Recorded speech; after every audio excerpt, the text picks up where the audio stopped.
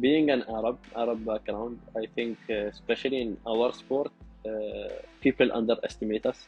In any other sport or many other sports, they can say they can blame themselves all the time, or it's just they have more control over things. Yeah, Whereas with you, if you're there's a horse involved. You if know you're a how logical person, you'll probably stop riding.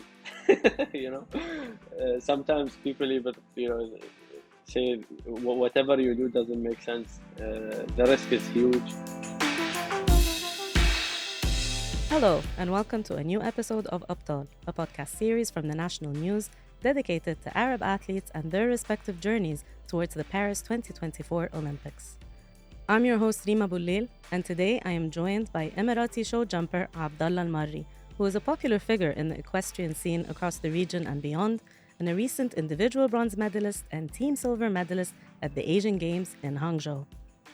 A multiple-time Grand Prix winner, Abdullah was part of a group of showjumpers that made history for the UAE last year when they secured qualification for the Olympics as a team for the very first time. Abdullah lives and breathes the sport and typically spends 10 hours a day riding and being around horses. He also trains young riders thanks to the wealth of experience he has accumulated over the years. Show jumping is one of the most aesthetically pleasing disciplines to watch at the Olympics, and equestrian is the only sport at the Games that features the men and the women competing side by side in the same event.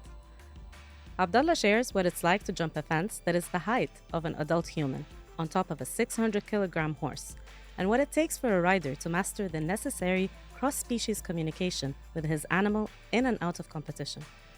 He explains all the unique aspects and mental challenges faced in show jumping and how the UAE managed to land team qualification for the Olympics. Abdullah, thank you so much for joining me on this episode. It's been quite a while since we've actually spoken to each other. I think I don't even remember when was the first time I met you, but I feel like it's at least like 11 years or Yeah, something. for sure. And I remember driving to what was the place in the middle of the desert? Bab el Shams? Yeah, Was we it? call Bab al Shams the hotel, but Emirates Equestrian Center. Yeah, Exactly. Yeah, I yeah. would drive there, and I remember the first time I tried to drive there, and I felt like I was in the middle of nowhere, but it was beautiful, and I just kept coming back. So I'm really really happy to that you're joining me, and thanks so much. Pleasure is mine, Reem, wallah. And it's a thing I've been, excited about once we spoke about it. And hopefully, and it's an interesting conversation, and I'm looking forward to it. First of all, UAE made history actually in February because you guys qualified in show jumping as a team for the first time to the Olympic Games.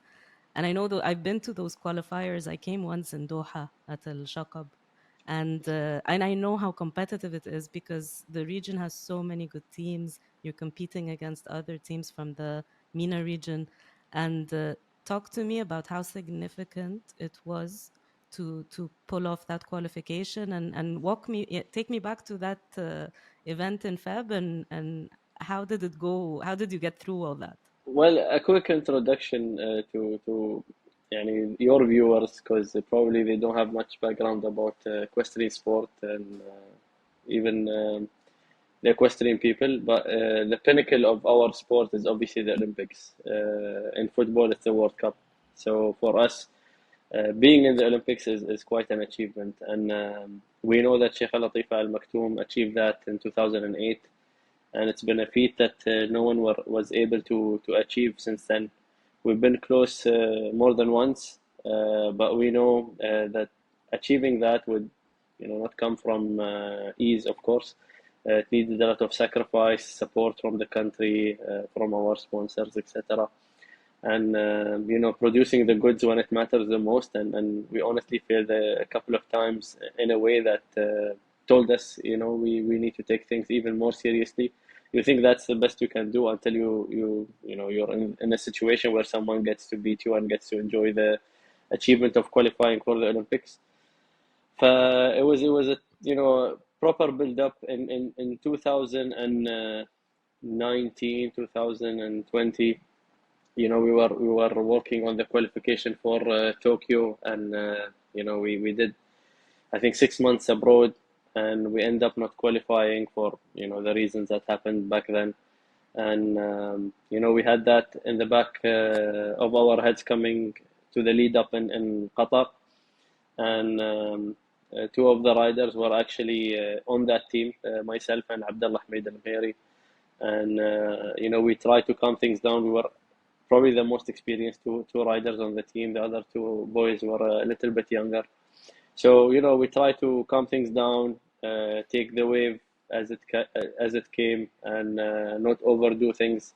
We know we've been competing at that level nearly in every weekend. So it's just a matter of producing the goods in two good rounds, and hopefully luck was on our way, which is well, and it was توفيق رب العالمين طبعا. But we know at the elite sport, you need things to go your way a little bit. So, for people who don't understand, what is that qualifying event like? Because it almost comes down to like one fence or one time kind of Time penalty or something penalty, yeah, tiny. So, yes. can you try and explain a little bit the Yeah, challenges of the event? first of all, we're called Group 7 when it comes to the region. It's north of Africa, including South Africa also, and Middle East. So all these countries are allowed to participate. Being at the Olympics, it's very difficult to actually have four horses jumping that level. So I think the countries that ended up competing were six countries. People think it's like, well, it's easy to qualify.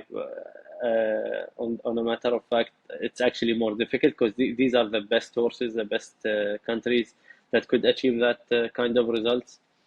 And when it comes to Nation Cups, which that event was to qualify a team, you need to jump two identical rounds, and the best two teams qualify. For those who didn't qualify as countries, have another chance to qualify individually, and the race is still on. I think the Egyptians are doing really well. They can win a spot, and I believe Syria are also in the hunt for an individual spot. And we knew that in the last Olympic qualification, I think Egypt obviously qualified and participated in the Olympics, and Morocco and Qatar were really tough competitors for us. They've been doing big shows, etc. The Saudi team had recently big support and a big budget to support their athletes. I think it's also in the whole country. So we knew the challenge wasn't going to be easy, but we had to our advantage in some sort. A lot of the horses we've ridden, we were actually the oldest horses in the team competition, which was a good advantage for us. We knew our horses very very well, and they really competed and participated really well. We knew the environment in Qatar would be quite similar to the environment we have in the UAE. When we did the qualification 4 years ago in Morocco, it was a bit tough. It came from the summer, early in the season. Usually our horses peak more in January, February. So all of these aspects come to us as athletes, but also a big part of it with the horses. So luck was on our side, and I think the whole plan we had in the setup worked in our favor. So, when you say jumping at that level, I know that it's about the height of the fence, right? Like at the Olympics, it's up to, I guess, 160, Yes, 1.6 160, meters. 165 even, the final rounds. And But that's the, the the height of the challenge, fence. And how, so you have to build up your horse over time to get to that level, right? yes, of course. And keep in mind the qualification would be something managed by the FEI, which is the Federal International Equestrian Federation. And they have to have the level as high as possible for these countries that qualify to not look like fools, on all honesty, because the sport is very elite when it comes to that level. And keep in mind also in the Olympics, it's going to be every round at 160. Like usually in our normal shows, you build up your horses till the Grand Prix, and the Grand Prix would be 160. So this qualification was just a warm-up round and directly to a big 160 class. So it was quite the same environment somehow in preparation. But we know also, like once we qualified, that the real work would start from the day you qualify, because it's like having a tough exam at college or at school. As much as you're prepared, it's gonna be tough, and you're somehow faced by it, if it makes sense. Yeah. Um, I'm curious because I want to, before I talk about how you're preparing for Paris, I want to go back a bit to Morocco because I'm sure that was a big learning experience as well. Morocco was when you guys were trying to qualify for Tokyo. Can you tell me what went wrong there and what were the lessons learned from there and how tough was it going through that? Honestly, everything went wrong. With our sport, we have four riders competing, and we have a discard score. So the three other riders could have a good round and count as a good score, hopefully. But the week before, we actually went to Morocco a little bit early. I did the Grand Prix in Tetouan. I actually went clear in the Grand Prix and then fell in the jump off, and my main horse got injured. And then another of our riders had his main horse also not in the best condition, so he had to change his horse. Sheikha Latifa Al Maktoum, we know she's a solid competitor always, but she had an unfortunate fall the first day in Rabat, which definitely affects your confidence, etc. She's a tough rider, but at certain shows you don't want things to go wrong, and for us the slightest of margins may make a big difference. And we had our fourth rider actually riding a horse that he only rode, I think, a month or less, because we struggled to get four good horses, four good riders with the same combinations. But one of his horses, his main one, didn't go well, and he had to try a new one in the qualification, which he only managed to do a show or two. And when we started, the first round in Rabat, the first rider, Latif, actually did well. She had only one down, but then the three of us all had two down, and we knew we were already far away from the the qualification. So we know things happen, which opened our eyes to the qualification in Qatar, and you don't leave any stone unturned when mistakes like this happen. And keep in mind, we've done a lot of sacrifices back in Morocco. We've been in Europe, like I said, nearly 6 months, and you try to do everything in the best way possible. But keep in mind, the competition is also doing the same, and you just need things to come along easily. But subhanallah, things didn't go our way. So, equestrian in the UAE is it's very big tradition, but perhaps show jumping is not the discipline that is the most popular. It's been gaining popularity, but a lot of the eyes are on racing and endurance and stuff like that. So, first of all, tell me, how did you get it? Why did you choose show jumping? How did you get into it? Yeah, that was a bit of luck, to be honest. Like you said, racing and endurance is quite huge here. The royal family is big supporters of both disciplines. Show jumping at the moment is probably the strongest in the region also. I think Qatar and Saudi are close, but I think we have probably the best league with the variety of arenas, etc. But when I was younger, I was all into football and tennis, and I was a bit of an athlete who likes to run around. And one of my friends just decided, horses, etc. And we didn't know even the jumping discipline existed. And he's like, let's go and try it. And it was actually close to our school, close to my house. And for me, I think the challenge of not knowing how to ride um, probably started me on it, like trying to learn. And then before you know it, you realize it's an ocean of knowledge, and it got me a bit curious. And then once you start learning how to ride on Arabian horses, I realized there is something called show jumping. So I visited one of the events in Dubai, and Ned al-Shiba, the same club in Bab al-Shams in the desert, but I used to have they were used to be located in Ned al-Shiba. And I realized, I was like, there's actually, like, some kind of a structure for a sport here. It looked also for, I would say, the elite in a way. the people who were competitive, they were all knowledgeable. They were really nice people. It was actually, interesting to challenge yourself to go somewhere where you're not as comfortable as the sports I mentioned before that I knew. And yeah, we got the bug. Then you went to the right trainers, start riding horses, did my first pony competition, and it started from there, and we never looked back since then. So your sport is unique in the sense that it involves a horse and you, so it doesn't just depend on you. In any other sport or many other sports, they can say they can blame themselves all the time, or it's just they have more control over things. Yeah, Whereas with you, if you're there's a horse involved. Can you try and explain to me that aspect of the sport and so if you're how a logical psychological is it? You if know you're a how logical person, you'll probably stop riding. Sometimes people even say whatever you do doesn't make sense. The risk is huge, as you can imagine. I won't say it's a dangerous sport like for people, but accidents do happen, and then you're living with an animal that's 10 times your weight.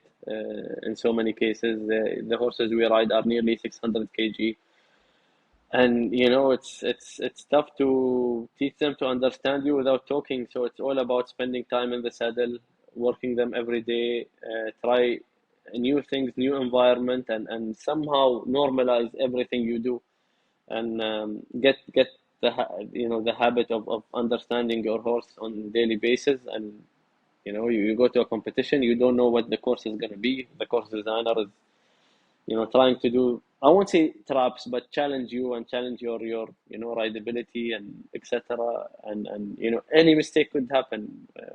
If it comes to, for example, the Olympics, it takes, I think, 6 rounds of 160, and that's nearly 80 jumps at 160 level, in 5 days. That's a lot of jumping. Try any athletes try doing that on any given day, and it's tough enough. So just imagine a rider, doing that with a horse, and they obviously get tired throughout the tournament. Keeping their energy levels is a challenge. Getting used to the certain weather challenges you'll have. Some areas are cold, some areas are humid, some areas are hot. The footing, some horses, prefer soft grounds, hard grounds. So the variables are, are a lot. And like I said, you want to get that consistency level where you and your horse are as sync as possible, and get the job done, and hopefully jump clear rounds. And you guys don't know the course until really like a couple of days before, right? No, no, half an hour before. Half an hour Half even, an right? hour before. I see you walk Yeah, the course together, which was one of my favorite parts actually of attending shows because I know for you guys you're trying to get to know everything in a very short period of time, but for the people watching it's a bit of a serene experience. You know, yes. you see you guys walking together and your competitors and I see you guys talking to each other to, when you're counting. Can you tell me a Analyze. little bit about that? Yeah. Exactly. So, people who would know the sport, there are single fences and there is combinations. Combinations, obviously, fences that are following each other within a stride or two. And then obviously there is oxers and verticals. So that's a single jump or a wider jump. Obviously, there's a triple bar, which is even wider, up to 2 meters sometimes, maybe even more at Olympic level. So you walk a course, a plan that is designed by usually experts who have certain certifications to build these courses, and they challenge you with fillers, water jumps, certain gates, light poles, light planks. Sometimes the visual aspect, also the colors. They use light colors that are close enough to the sand, etc. So the challenges are there, and like I said, it's analyzing the course in those 30 minutes, and usually the challenges for the earlier riders in the list. Obviously, it's a random list, and for them to face this challenge, and obviously riders who go later would watch horses that they might know, and they might know the way Abdullah is riding if he's going early, and see how did the course ride, and that makes a big difference, especially in championships. I think one of the things that people keep in mind when they're going to championships, probably the most experienced riders are the first and the last riders, because the first one need to know his horse and need to analyze things quicker than the rest.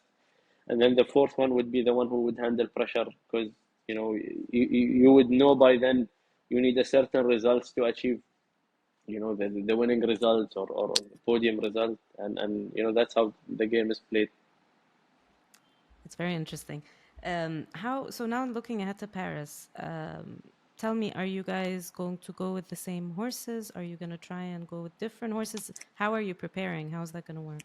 So we're trying to get everything in plan in the right way, and obviously the more options you have to take horses to the Olympics, the better. And our sponsor, Sheikha Fatima bint Hazza Al Nahyan, the owner of Al Stable, with the support of her father and her uncle Sheikh Mansour and Sheikh Hazza Al Nahyan, they already, once we qualified, they really put a proper plan. We have our trainer William Funnel started working with us already in the Asian Games, and we already purchased few new horses that hopefully would help us achieve good results. But for them, I think it's how we represent our country. They support us in the best way. They put a plan to, because they know the responsibility of when it comes to normal shows, you would know equestrian people watch the World Equestrian Games, the international shows. When it comes to the Olympics, the whole world is watching, and they would probably forget your name within a minute, but they'll remember your country because you're carrying the flag. So the whole idea is to represent our country in the best way possible, for sure. And there is a way to qualify the horses that you guys bought, right? You have to do. How do you Yeah, qualify them? so the qualification is still open till June, 15th of June of 2024. We have a very good tour in the UAE. We need to compete at 3-star, 4-star, and 5-star level and get the minimum eligibility requirements through the FEI. That's 3 good rounds in that level, and we the horses just arrived in Europe literally 2 days ago, and we're trying to get to know them. We're going to compete this weekend in EEC, then in a 2-star international show, and we'll take it one step at a time. But hopefully, we get to know our horses as soon as possible. And the Asian Games, which concluded a few months ago, the UAE as a team, you guys got bronze, and right, and you got Yes, individual bronze as well, and your teammate Omar Marzouki got silver. silver. Yeah. How did you assess that competition for you, and was it reassuring? Did you hope to do better? How was it? Oh, we definitely did way better than we expected. We knew we had a chance in the teams, and the whole plan was to do well there. Like I said, we most of our horses were actually on the older side. It was the same group of horses, except one. Salim Suwaidi had a different horse instead of Abdullah Ahmed. But the other 3 riders, we all did and participated in the qualification in Qatar. And it was ideally a mock-up for Paris. It was a championship, and getting to know each other in the same environment, if we may say. And it was a big challenge, to be honest. It's one thing to be there with a dream, but we had, I believe, 14 countries competing with us in the teams. Realistically, still, we thought we had a good chance. Obviously, the Olympic qualification gave us a big boost, and we were equal first in the jump off with Qatar and Saudi. So when we went to the jump off, we knew we had a medal already. We ended up having the bronze medal. We really wanted gold or silver, but still it doesn't take anything from the achievement. We got a medal. That was the main goal. And then individually, we myself and Umar actually both ride in Ashara, and we had the horses for a while, and we knew to our advantage, the bigger the level, the better our horses should be. And they already jumped 3 rounds 2 days before in the Nation Cup. So we knew we had the chance, and they both jumped really well in the 2 rounds, and then the jump off we went against 5 riders, and we knew two of us won't have medals, and I went first. So I honestly, didn't go as fast as I probably would if I went in the last two riders, knowing what I need to do. My idea was just, put pressure on the other four riders, including Omar, honestly, and let's see, who would handle the pressure and who wouldn't. And it made the two other riders, Amar Hamsho and Yanni Kabon from Thailand, try, and they end up getting a couple of mistakes. And I was lucky enough to get the bronze medal, and Omar was faster than me, and by all fairness, he deserved it. Tell me, you've obviously been doing this a long time now. What do you consider to be the toughest moment of your career so far? Um, to be honest, so if you're gonna do this sport at the highest level, you need to accept there are gonna be tough moments. It's normal moment, the challenges, comes from, building up for a championship and not being able to compete because your horse got injured, losing a horse, to a certain, injury or sometimes, a colic, which is, magas. So yeah, so you somehow need to accept the risk in such a sport.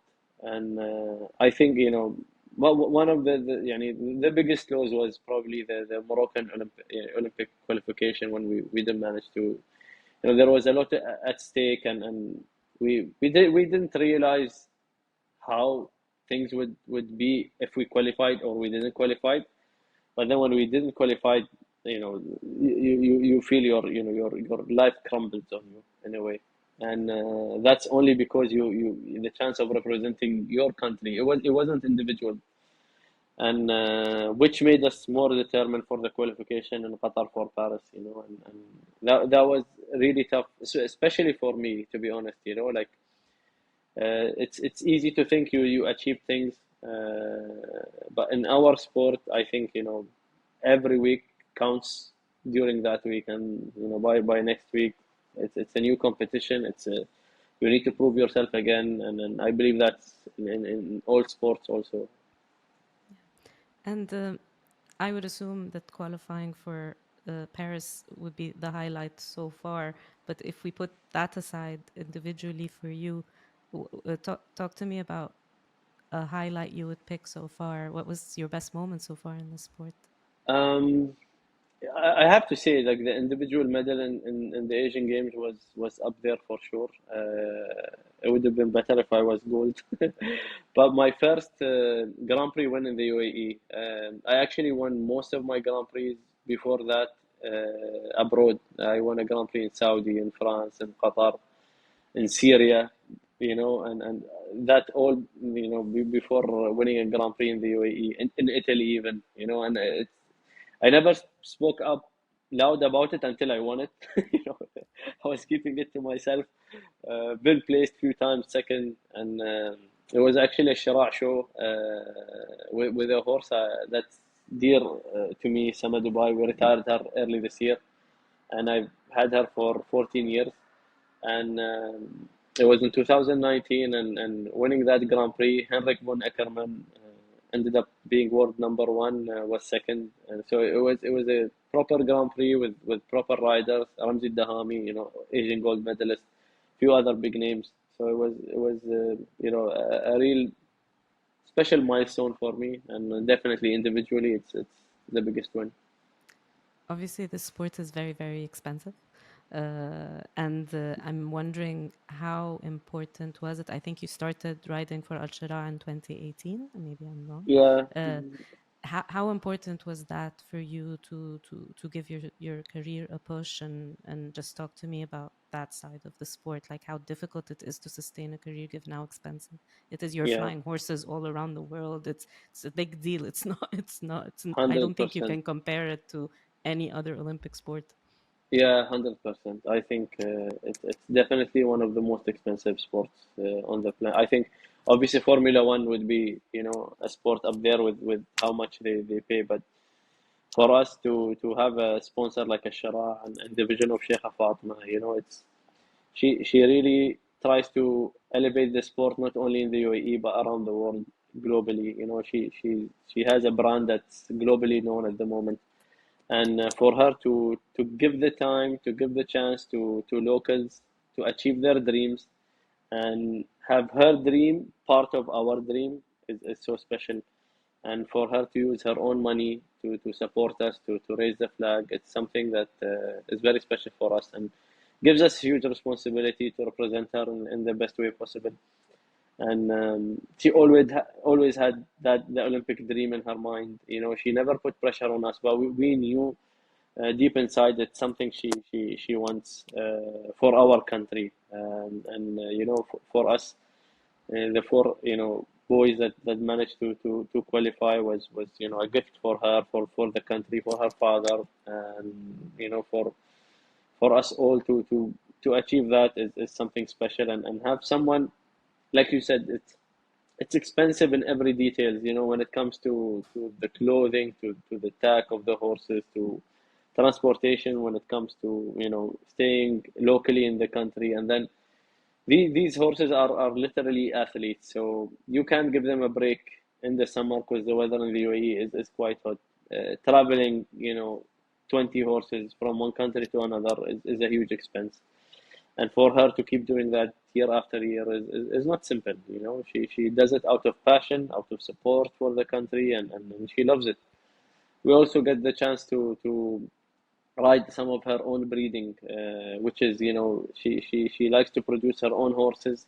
She had so many great horses in her career as an owner, and she's using these bloodlines to support also us as riders in the UAE with I won't say homebred, but literally she's breeding these horses in England in her own farm. So it's her own product, and we're looking forward to achieve something special and achieve her dream.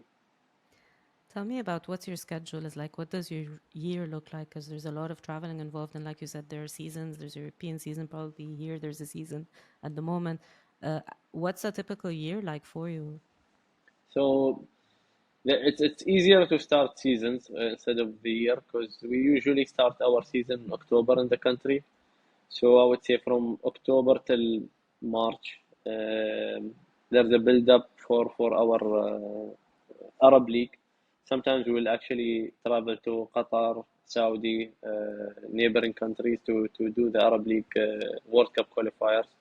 But most of the events are actually in the country. And then I would say after March they'll have a small break and travel to Europe. And from I would say March to October, the weather is quite severe for these warm bloods. Warm bloods obviously are horses that are bred in Europe to be show jumpers, and they're not. I would say they struggle with the climate over here, and to keep them in the best condition, they have to travel and stay in Europe.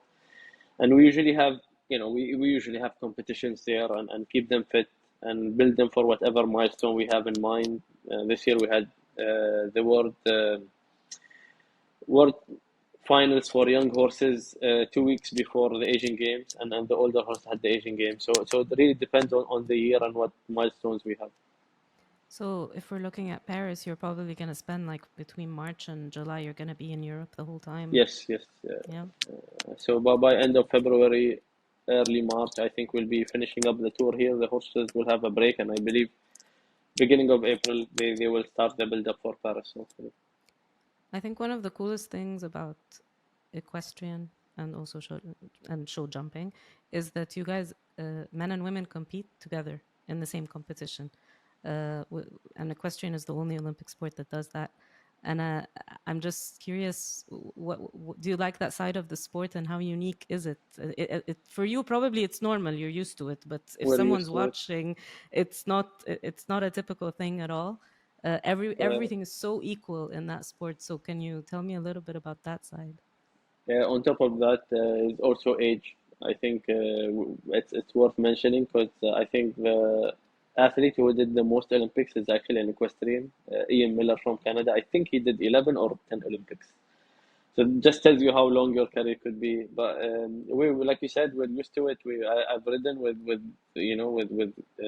women, girls on our team, Sheikha Latifa, Nadia Taryam, and they're as good as the men. And we've been like one of the record holders for the most World Cup wins is Meredith Michaels Berbums with two other guys. So they've achieved great things at the highest level. Busy Madden won an Olympic medal individually. So there are a lot of women athletes, and we like you said, we're used to it. It's for us, it's fair in every way. Even royalty compete against us, and we were happy to cheer for the winner at the end of the day, whoever it is. It seems that psychology is a very big part of this sport. How do you train psychologically? Is there any mental training that you do? Do you work with a sports psychologist? How does it work? Um, that I think when it comes to our sport, I think mentally speaking, I think it's it's it's tough, and you have to be strong mentally to achieve great things. Like I said, when we spoke earlier about the variables when it comes to the sport, and I also train students and clients, etc. And also I think a lot of the younger riders look up at me and ask for advice when we're at the show. And like I said, I think a lot of it is also being mentally strong. It also comes from experience. I can't say I worked with someone personally yet. It's something we're actually considering before the Olympics. But I listen to a lot of, I would say, motivators, athletes, and their stories, and how they dealt with certain situations, and try to apply it in my sport as much as possible.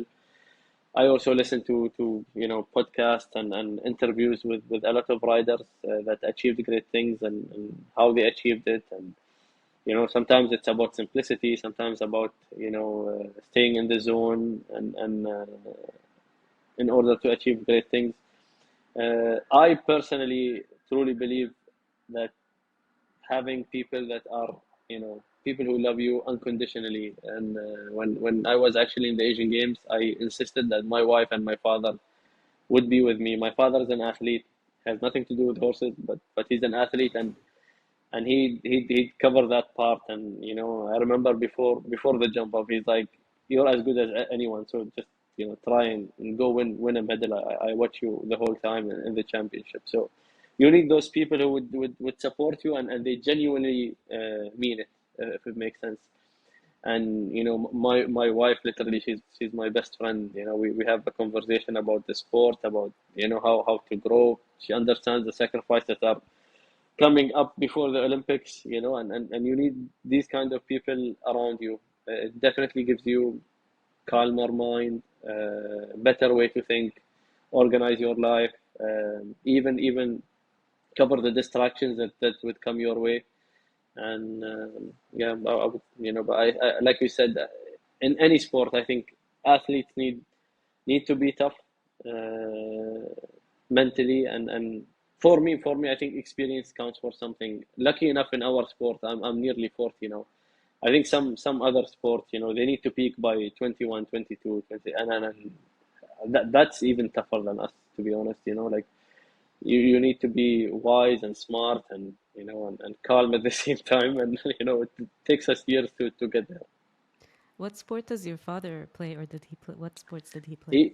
He played for a long time as a footballer, and then moved to tennis, and now paddle tennis. So that's but he watches a lot of sport, and he follows me closely. And me and my brother were both great athletes in our fields, and I think it came thanks to him and his support, and understanding. I think what the sport does to you, even in your life. I think it opened doors to meet great characters, great personalities, people we learn from. We met so many, like you said, great minds that you can learn from these, from the sport. And it's okay, it's one thing to be educated when it comes to college, etc., which is very important, and we all did it.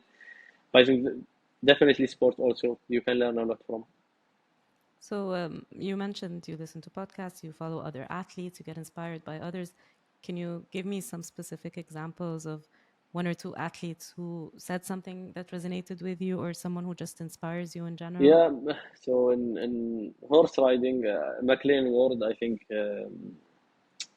he mentioned an example once, and he was comparing the U.S. athletes, of he's American, to the Irish athletes when it comes to riding, and he said, you know, they'll eat meat for breakfast of how hungry they are to learn, and it's so true. I mean, we were coming from, in my opinion, you know, Dubai and UAE, where we're a luxury country, you know, things can be easily handed out to you, but you know, let's be honest, when it comes to the sport, you need to work hard, and be, you know, having being spoiled could you know give you the mentality that you achieve things already, and to stay hungry is something really that resonated in that interview with McLean Ward, and I was like, you know what, we need to always be hungry, and you know we won the two medals, and I was like, that's done, you know, in the archive. Let's think of the next goal, and athletes need to keep pushing themselves more and more for sure. That's very interesting because I'm wondering how do you find that hunger? So even if you, it's something, it's, I don't know, is it a conscious decision? Is it something that you manage to breed Glass inside you glass out half of? empty. Glass half empty. I I think that, you know, when people give that example, you know, some people say glass half full, glass half. It's a mental, like, you know, something I even mention to my clients and riders sometimes, and if you want to achieve perfection, to get to let's say, you know, my ability is 50%. To get to 60%, the effort is there. To get to 70%, you know, the effort is there. And then when you reach the 90%, for example, the increments gets much smaller. It's not a, you know, 10% step. It goes to 1%, for example. You go from 90 to 91 to 92 to 93 until you get 99. And then when you get to 99, it's going to go to 99.1, 99.2, 99.3. So these details, you'll never reach to perfection, but you know, once you get closer to perfection, the small details count, and like I said, you're never there. You have to have, there are certain things you can always fix, improve, to get to that perfection, and that's how I see things always. I think it's interesting that you ride and compete, but you also teach. You must learn a lot also from teaching, right? Like training Yeah, others. you know, you have to do what you preach. So when I say something to my clients, to my riders, to my students, you know, you have to live up to what you just said, and you know, achieve the goals. When you're riding, we're competing in the same shows, and they see me every day. And you know, if you're saying something and you can't back it up in competition, you know, you'll have them looking at you, and you know, you're not good enough. You're not as good as you say. You're not doing the things you're telling us to do. So it puts a different kind of pressure. I also find it also interesting when it comes to understanding the things you're going to explain to your riders. You literally need to understand it bit by bit and explain it for someone who's actually a lower level than you. You might understand it because you're at a higher level with more experience. But for these riders, you have to simplify it, and maybe increment it in a certain way that makes sense to them. So I find that also interesting, you know, to you just can't just tell them do this. You know, there's always a why. Why am I doing this? And there's always a how. How am I doing this? How to implement, you know, implement the movement, or get the work the horse needs in a certain way. Looking at Paris, I'm sure you've already imagined going to the Olympics, what it's gonna be like. Is there any athlete from a different sport that, because the unique thing about it is the Olympic Village and being around athletes from all around the world, is there any particular athlete you'd be keen to meet, or any particular sport you'd be keen to watch? I think other sports. I think you know, it's the elite of the elites, and it happens every 4 years. It's something special. Been to the athlete village in Qatar in 2006, and it was an experience that, you know, I remember waking up like before dawn, and 1,000 athletes are already stretching and doing, and it inspires you. It just tells you, like, you know, you're not the only one who's working hard on this planet. And, you know, going there and seeing elite sports, you know, athletics, etc., other sports, it would be very interesting. I'm looking forward to it. What would make Paris 2024 a successful Olympics in your eyes for you? Um, so in a way, I think being an Arab background, I think especially in our sport, people underestimate us in a big way. And my goal is that people would see me there and truly believe we belong there, the whole team. I think it's very important to show them what we are made of. People don't realize this, but you know, our rulers love the equestrian sport. We love, you know, the horses since we were kids, and they've mastered the racing industry. They mastered the endurance industry, and hopefully we carry the flag of mastering the show jumping industry, and hoping that we're gonna be good representatives to our country in the Olympics. Inshallah. Thank you so much for this conversation and for your time, and best of luck. Thank you, Hopefully, thank you, Reem. hopefully I'll come down to a few shows this season. We'll expect you. Thank you, Reem, so much. Take care. I really enjoyed this chat with Abdullah, who I feel gave us some great insight into a relatively niche sport we don't get to follow too often. I personally have covered many shows in the past across the UAE and Qatar, and was quickly taken by how graceful these horses and athletes are and how challenging the sport really is. Keep an eye out for Abdullah and his Emirati teammates in Paris this summer. And in the meantime, thank you for joining us, and stay tuned for a special episode with a superstar swimmer next week on Abtal.